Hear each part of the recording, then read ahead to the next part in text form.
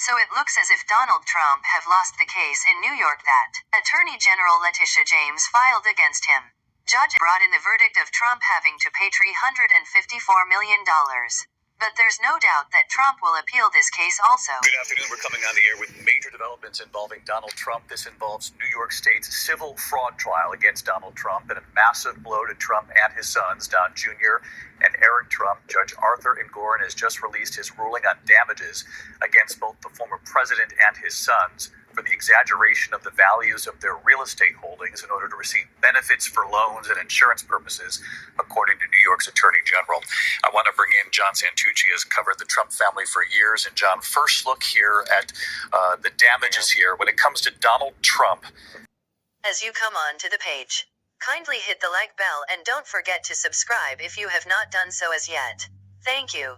We know Letitia James had asked for $370 million in damages. So what did the judge rule? So far, David, our team's quickly done some math. It appears the former president is on the hook for $354 million, obviously below what Letitia James was seeking after these months of proceedings that happened in downtown Manhattan, but nevertheless, a significant amount of money. David, as our team is pouring through this ruling from the judge, it also appears that Donald Trump's two eldest sons, Donald Trump Jr. and Eric Trump, who were running the company while their father was in the White House, both boys, David, on the hook for $4 million apiece. Now, the other part of this ruling from the judge, 92 pages that our team is pouring over at the moment, it says that Donald Trump cannot do any business related to real estate in New York for 3 years, and each of the boys, 2 years apart, can also not do business in New York. David, in talking to sources around Donald Trump for the last couple of days,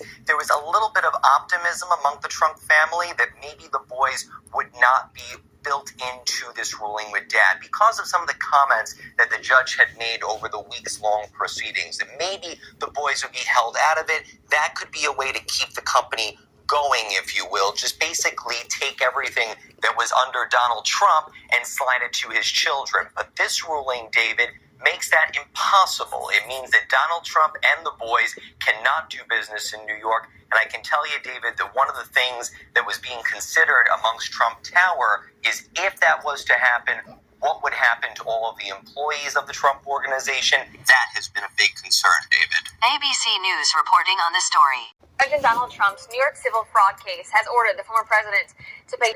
Trump was found guilty of exaggerating the value of his real estate holdings in order to get favorable loans and insurance rates.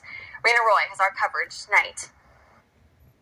After a contentious 11-week trial, Judge Arthur Engoron announcing his ruling in the civil financial fraud trial against Donald Trump. The judge fining the former president $354 million, his eldest sons $4 million apiece, also banning them from the New York real estate business for 3 years. This really gets to the heart of their livelihood in terms of what they do for a living, how they generate their income. So this can be potentially devastating for him and his entire business empire. New York Attorney General Letitia James brought the case, accusing the former president, his eldest sons, Eric and Donald Trump Jr., plus top Trump Organization officials, of conducting a decade's worth of business based on numerous acts of fraud and misrepresentation.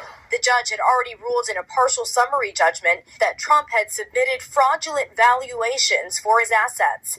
James had asked the court for a $370 million fine. The New York AG also requested that Trump and his two former deputies at the company, Alan Weisselberg and Jeffrey McConney, be barred for life from the New York real estate industry.